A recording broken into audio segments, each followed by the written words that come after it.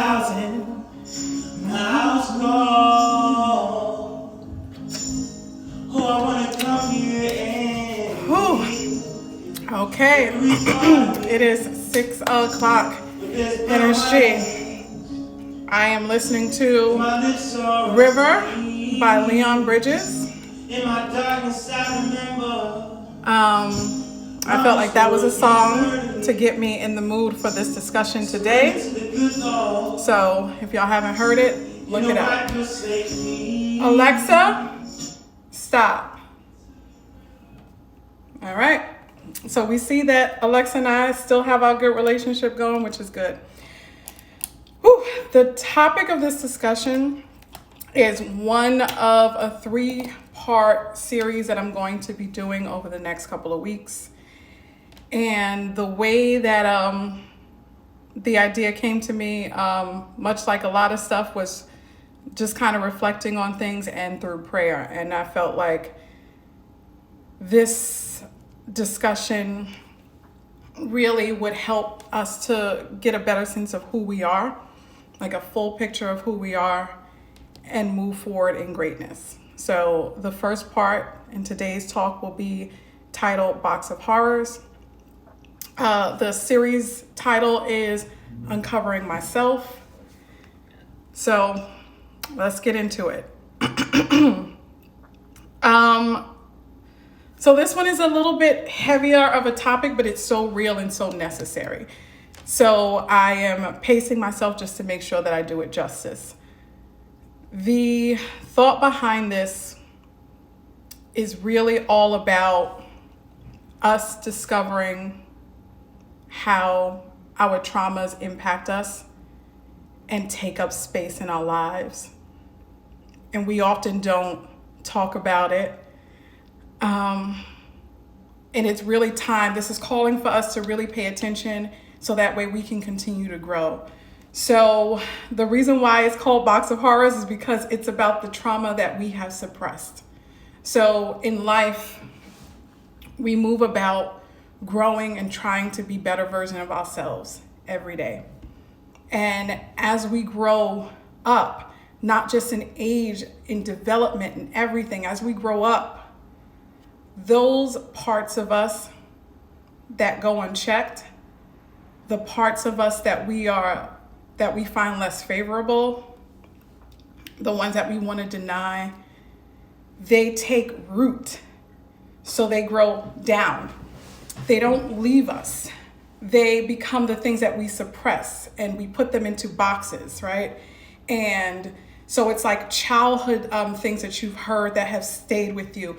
It's growing up and going to school or having experiences early in life that have caused different pains and left different marks in our lives. And we reach a stage where it's like, you know what, I'm good. That doesn't bother me anymore. This is what you tell yourself as you start to grow up. What happens though to the trauma is that it becomes encapsulated in this box that we've closed and put a lid on. And it's taking root. And it's going deeper and deeper within us. And we think that we're okay.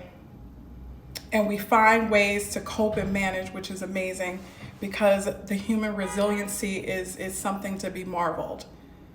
Yet, in those moments where we find ourselves responding in particular ways and we're just like, I wonder why I do that. I wonder if I should have done that. I wonder why this is such a struggle for me in those times. What more than likely is happening is the traumas that we've experienced that we've placed inside boxes that have, or a box that has buried itself, start to grow with us. They grow outside of its box. We can't keep things in a shell. As we grow, it grows. And it causes us to respond in ways that we can't quite understand. And the reason why it causes us to respond in those ways is because we've never quite taken the time to understand what it is, what it needs from us in order for us to go on and actually be healthier versions of ourselves. So it then takes over in ways that we can't really put our finger on because we've never really spoken to it. So some examples of that. When you are interacting with people, and I'll give myself as an example to paint a picture. There were moments in my life where I found myself speaking with people, having conversations, and I found myself thinking, okay, here's my boundary. I'm feeling all good. I'm respecting my boundaries. I'm just like, okay, I'm going to respect and honor myself, and I'm not going to allow people to talk to me a particular way or to treat me a particular way because I know I'm worth more. I would find myself lashing out or snapping back. And you think that that's okay. You feel like this is how I defend myself. This is how I speak up for myself and honor myself, until something in you starts to say, well, no, what if there was another way to do it? Why is that the thing that you resort to doing? Why is that your natural go-to? Let's go back to the picture that I was trying to paint. As I'm growing up trying to do better and honor myself more, that box that I have closed gets buried deep. And inside that box was people who overlooked me in my childhood, people who didn't hear me. And as I'm older and I realize that I deserve more respect and I deserve to be seen and heard, I'm trying to command that. Yet the box that's deep down inside of me is speaking also. And it's causing me to lash out. And what also starts to happen is that, right? So because we've pushed it so far down, we become master of disguises of so well that we disguise things from ourselves. So then it becomes like this covering over the box, right? A blanket kind of over the box. And the blanket looks like the snappy responses, the dismissive tones. And people then start to think that you're rude, and you start to adopt this thing and say, you know what, it is what it is, right? That's the thing that we find ourselves saying when we don't want to do the work. Sometimes, like, it is what it is. Okay. If we're honest with ourselves, we'll realize that it is what it is often the blanket response that we give to protect what's underneath that blanket, which is that box. And deep inside that box, we know are the unaddressed traumas. So what do you do about it?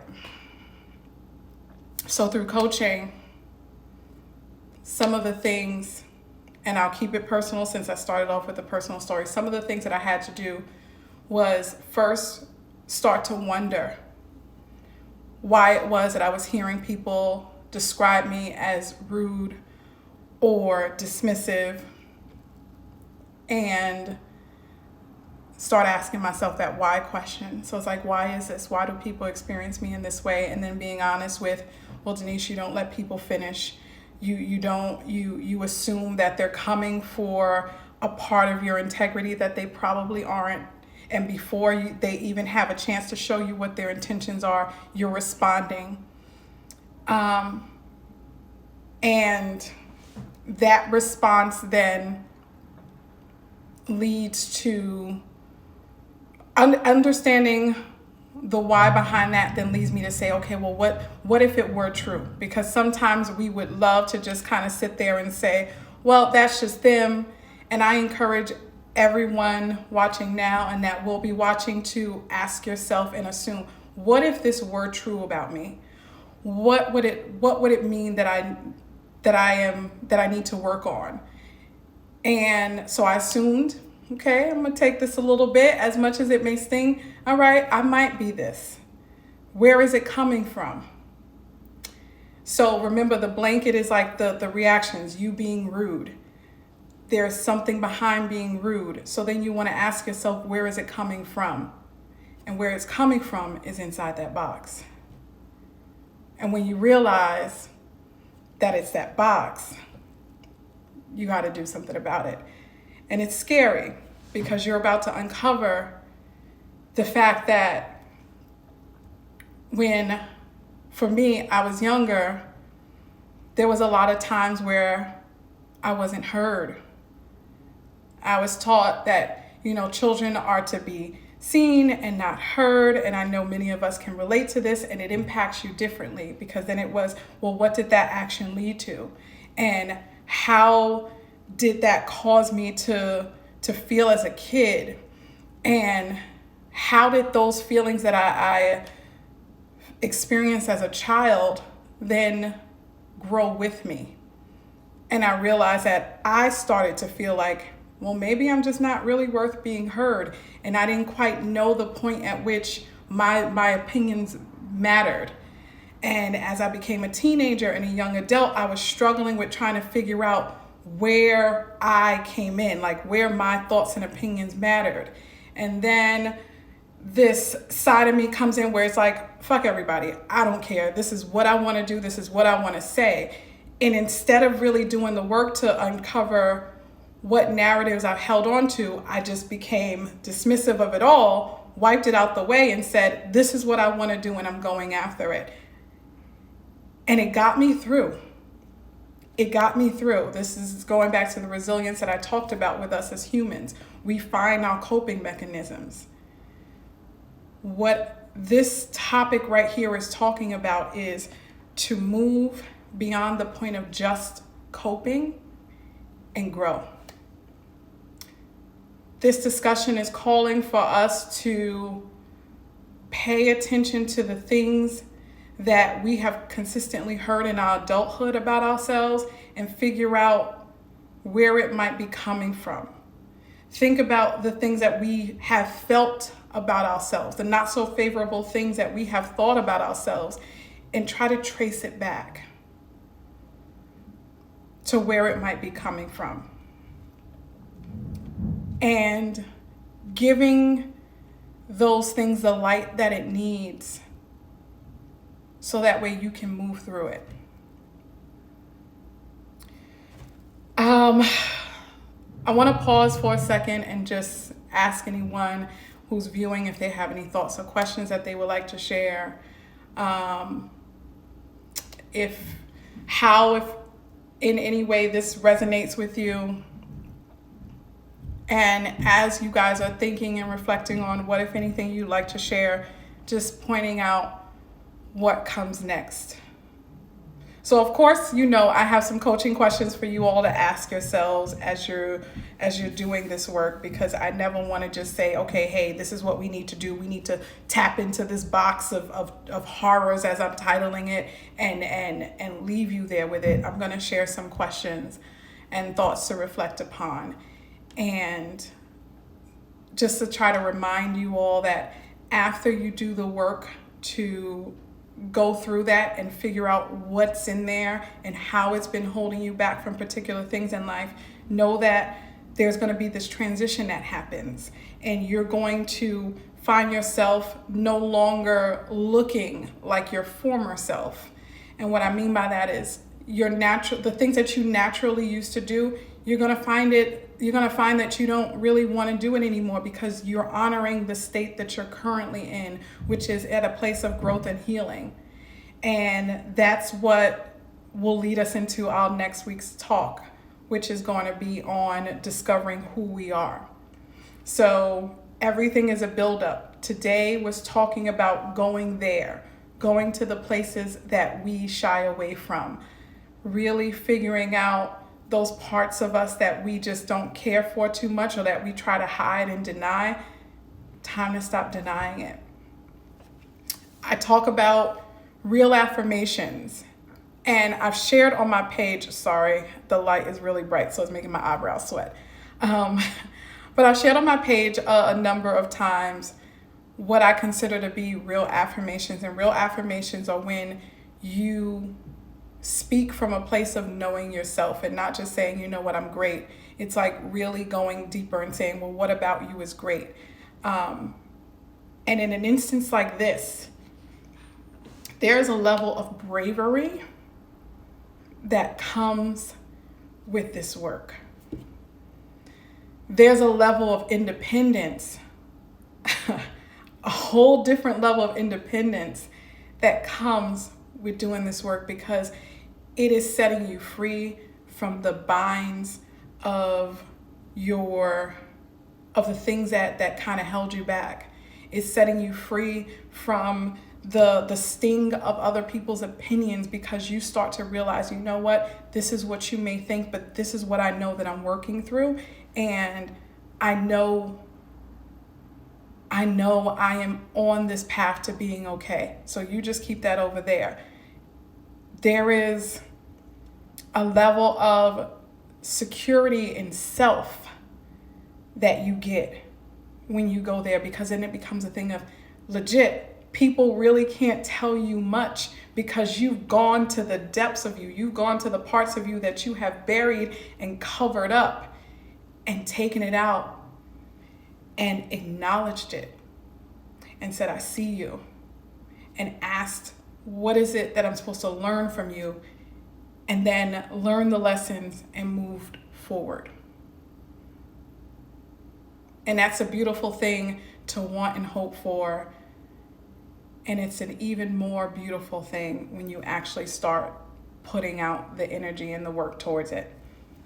All right, so seeing that there are no thoughts or questions to dive into, I am going to share with you all the questions that I have. And because this topic, I think it's one that's really important, and especially now with so much going on, especially now with people struggling with so many different things. I feel like I don't want to just leave the questions in this live and on the saved video that's going to come. I'm going to write them out and probably post them on underneath this or in the chat somewhere, so that people can have them, screenshot them and have them to start the journey.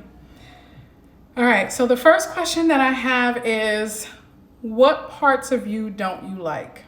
So of course, this is a very intimate discussion that you're having with yourself, so go there. Be very, very honest, right? What parts of you don't you like? Second question, where did it originate from? The it being the parts of you that you don't like. How did you come to develop this dislike for that particular part? Was it connected to stories that you were told? Was it connected to an experience that you went through?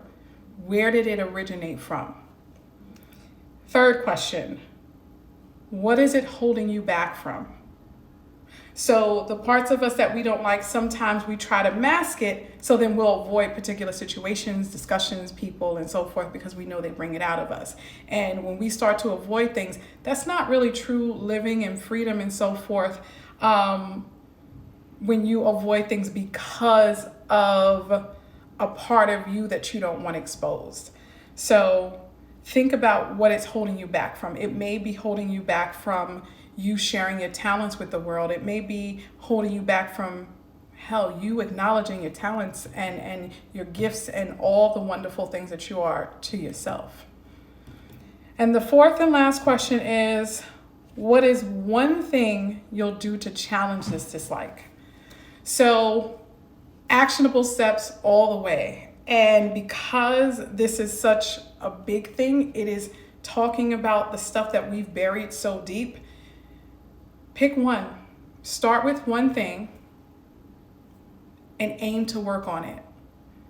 And please understand this, right? You'll pick this one thing and you're gung-ho. You're like, yes, I've answered the first 3 questions. I'm feeling good and confident about this. I'm ready to do this work.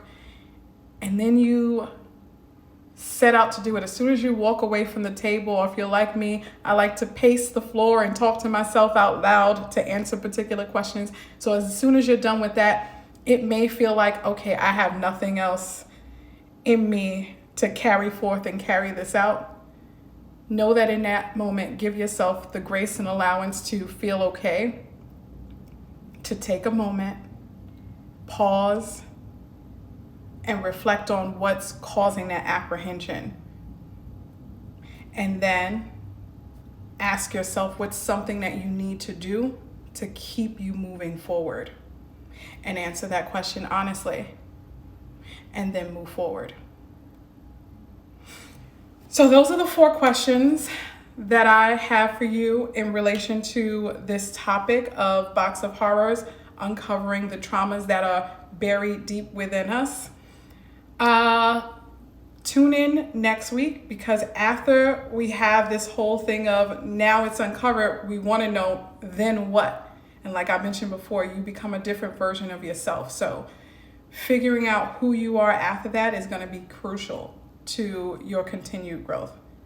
So stay tuned to the next one and look out for the questions that I'll be sharing, and share the questions. We're going to circulate this growth, and we're going to really move forward in healing and positivity together as a community. So for everyone that joined, that heard a piece, thank you, thank you, thank you.